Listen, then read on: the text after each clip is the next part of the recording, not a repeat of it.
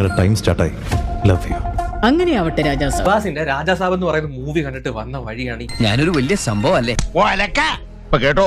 എന്റെ പൊന്നടാവേ, ഇജാതി ഒരു തൊലിഞ്ഞ പടം ഈ അടുത്തിടയ്ക്കൊന്നും കണ്ടിട്ടില്ല.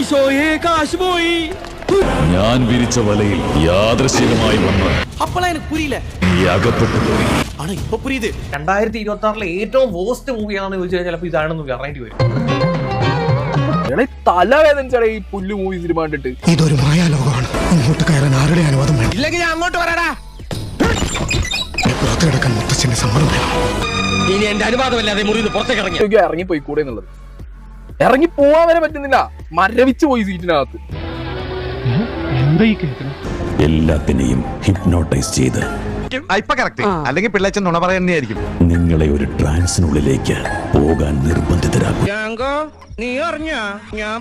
അതിലൂടെ നിങ്ങളുടെ ചിന്തകളെ നിയന്ത്രിക്കുക എന്ന് വെച്ചാൽ എന്റെ സമ്പാദ്യത്തിന്റെ ഒരു വലിയ ഭാഗം ചെലവഴിച്ചവനാ ഞാൻ.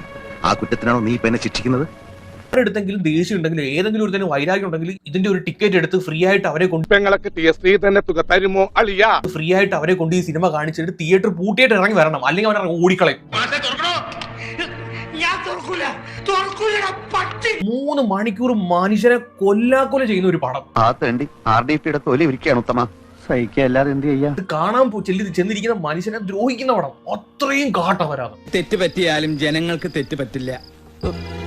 ഹൊറർ എന്ന് പറഞ്ഞു കഴിഞ്ഞാൽ നമ്മളൊന്നും ഒരു പേടിക്കത്ത് പോലും ഇല്ല. ഹൊറർ പ്രേതം വന്ന് ഇക്കളിട്ടാ പോലും പേടിക്കാത്ത തരത്തിലുള്ള എവിടെ നീ പേടിക്കണം, അത്രേ ഉള്ളോ?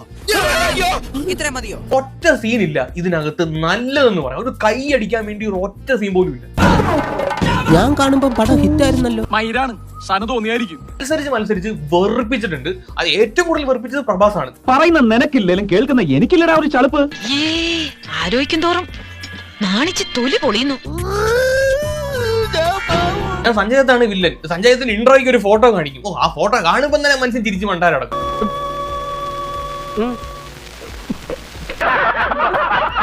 മുതലയൊക്കെ പിടിച്ചടിക്കുന്ന ഒരു സീനുണ്ട്. ഇല്ല, തുണി അലക്കുന്ന ഇട്ടാണ് മുതലയൊക്കെ പിടിച്ചടിക്കുന്നത്. നോക്ക്, നീ എന്തോന്നാ കണ്ട് കാണിക്കാൻ നോക്ക്. പിടിക്കുമ്പോൾ അറിയാമല്ലോ, പഞ്ഞി വെച്ചുണ്ടാക്കിയ എന്തോ ഒരു സാധനം ഇത് ഇങ്ങനെ എടുത്ത് അടിക്കുന്നു. ഞാൻ പോയിക്കോട്ടെ. ഇതിനകത്ത് VFX എടുത്ത് പറയാതിരിക്കാൻ വയ്യ. എന്റെ നമ്പരായി, എനിക്കുള്ളത് മേടിച്ചിട്ട് വരാം. ഇത്രയും ഒരു അലമ്പ് VFX. ആരെയൊക്കെ കാണണം VFXനകത്ത് പണിത് വെച്ചേക്കുന്നത്. ആവശ്യമില്ലാത്ത പ്ലാനും പദ്ധതിയൊന്നും വേണ്ടെന്ന് പണ്ടേ ഞാൻ പറഞ്ഞതാ. എന്നിട്ടിപ്പോ എന്തായി? ഒരു കൈവതം നാറ്റുകരുത്. ആടിനെ കാണിക്കുന്ന ഒരു VFX ഉണ്ട്. ആടിനെയൊക്കെ എന്തിനാണ് VFX ഉണ്ടാക്കാൻ പോകുന്നത്? ഒരുമാതിരി എൻഡോസൾഫാൻ വന്ന ആടിന്റെ കൂട്ടി. അബദ്ധം പറ്റിയതല്ല.